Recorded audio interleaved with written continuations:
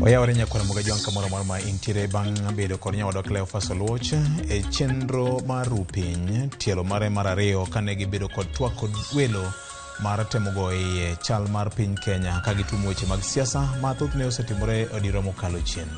Okinyi machielo ma en tarik 27 mar dwe mar ariyo higani warwakni machiegni Kaka Wanene ma en chenro bende waporo weche mopogore opogore mamulo ngima oganda jo Kanyanam e Kenya ka kod oko mar piny Kenya. Kaka pile ma bende biro twak ma kawuono en an Victor Tino Makajuma ka aneno kanyo ka yawuot luo ariyo kod nyaluo ma bende biro konyo kolo mokuom weche ma bende waikoni kawuono oseyuoro kama machiegni. Yiena mondo akaw thuolo mokwongo mar rwako Roslyn Obala.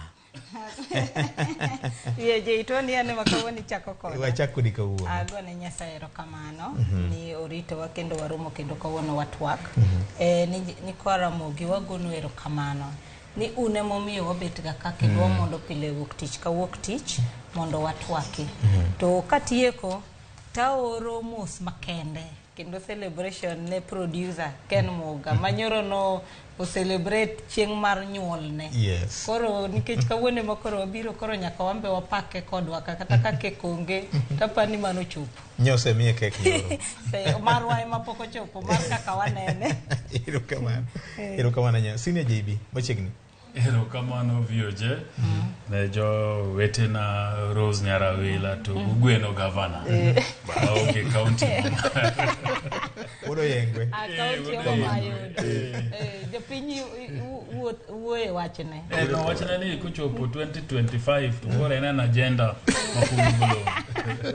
To gi joma neno Ramogi TV to kod mawinjo wa Ramogi radio to gi kate mbui nitie ji mang'eny jo diaspora ma wacha ni Alex Owiti na chiel kuom ndiko matere ng'eny iluongo ni Bodawan Budawasi mano wuod daktari oyawre uru to kenda geno ni kwe mar Nyasaye ni kodu VOJ yena monda wache ni berna ni kuonde mang'eny wacho ni koth osechako chwe ma kuonde mapok ochope geno chiegni penjo maduong' en ni en lamo mar jomage kech kweth ariyo nyocho lemo koro wakia ni en lamo mar jo Kenya Kwanza to koso mar jo Azimio kata mar Kirembe kata Bomet lakini adiera makende en ni Jomet no wacho ni kadwe mar ariyo dhi rumo to abro neno koth kamano. Erokamano nya wach malong'o ndi. Erokamano nya Fred odo yengwe. Yes Victor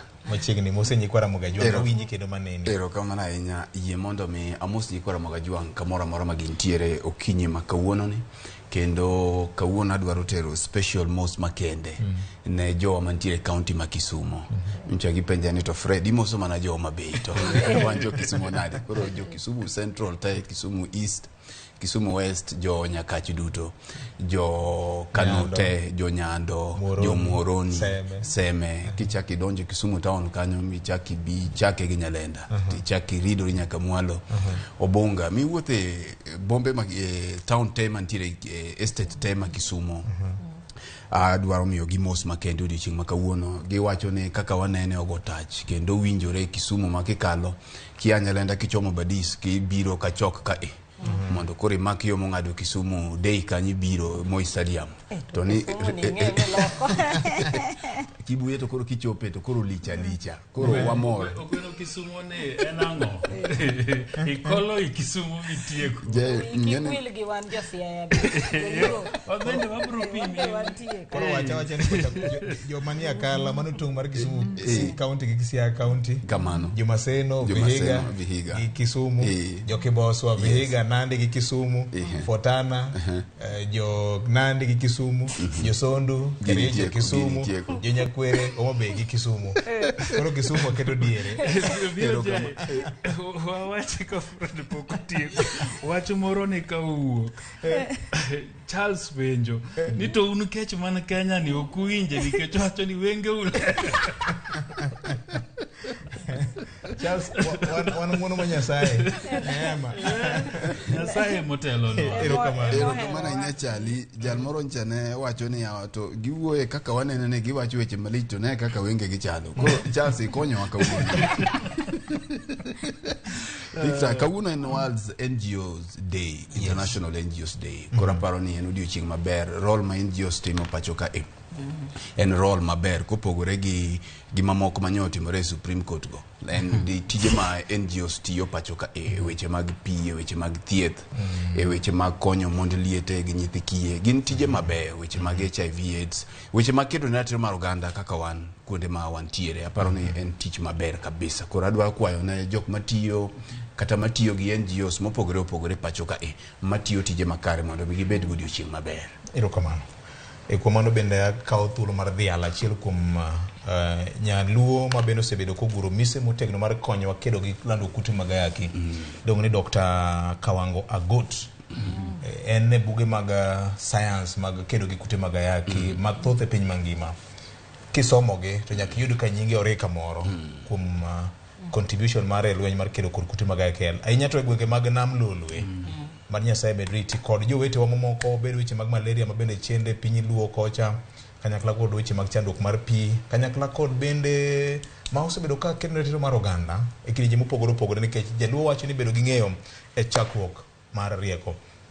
Jomadongo mopogore kod mano nitiere wach moro mago mondo walwes wiye kama tin. Piny Kenya mbaka gore tinende kalo koda gima Supreme Court nong'ado ni katiba mar piny Kenya ogolo wach mar akweda e yo mora mora mar kit chwech, kit rangi gi kit chal mar ng'ato. Tinende Supreme Court wacho ni kata mana jowa ma bende osiepe kind ng'ama dichuo gi ng'ama dichuo wadgi yore mag hera en gima chiko yie ne gin ginyalo bedo gi ruok margi. Machal ka gima ogwenyore kod paro gi dwaro mar Jokristo. Unyalo paro pok gweno mbulo kana bando kanisa ma Anglican log tich mare mar piny Ingereza. Kokalo kuom jadolo margi maduong' wacho ni gibro nyayo wach mar riwo keny kind kit chwech ariyo. Uwi koro gore ndi wachni. Jaibi ang'eni wachni en wach momulo chuny ahinya. Nyochi wuoyo e wachni kaka wanene apani jumbe manok mokalo. To bende pok adok chien. An awacho ga ni an Anglican. Kanisa baba. Pongo ni angele chai wan joka baba nikech we are wapakore ni born and bred Anglican. Emonyolo atemwa donge. To bende mabro timo misa mogik. Kochopo sama koro. Tadwa chung kar tiend kanisa na Anglican Church of Kenya. To gi diocese mamara, the Anglican diocese Mabondo. Bishop mamara Professor David Kodia. Kanyi neno news nyoro. Nyo wacho maler ni gima doho maduong' mogik notimo ok ber, ok riek. Nikech weche mag keny ma olero maber maonge kiawa. Kisomo ma tung ok ibiyude kit weche makoro Supreme Court nya wachogi. Nikech samiko ni oyo timbe jogi stop chikwa okoyie. Lakini wadhi mbele mondo wayienegi gichaka putu margi moro maginyalo riwre. Nikech chik to yie riwruok mar oganda. Ang'o mariwogi? Gima riwogi ni donge gima chiko tamore. Mani chalo ng'ama wacho ni jowete nikech koro kuo rach, nek rach. Lakini chikwa to yiene dhano mondo riwre. Kara koro jokuo e bendo timang'owa olos margi. Jonek bende olos riwruok margi. Nikech mane gima Supreme Court notemo wacho. Nikech okinya wacho ni chikwa okoyie gini. Lakini yiene giura yie mondo gitimang'owa. Giriure. Ng'eni ji mondo riure nyaka bedie gimoro makelo wachiel. Wan kaka wariure kani wariure nikech wan jofuambo. Fuambo ne moriwowa. To jogi bende ka giriure ang'o mariwogi?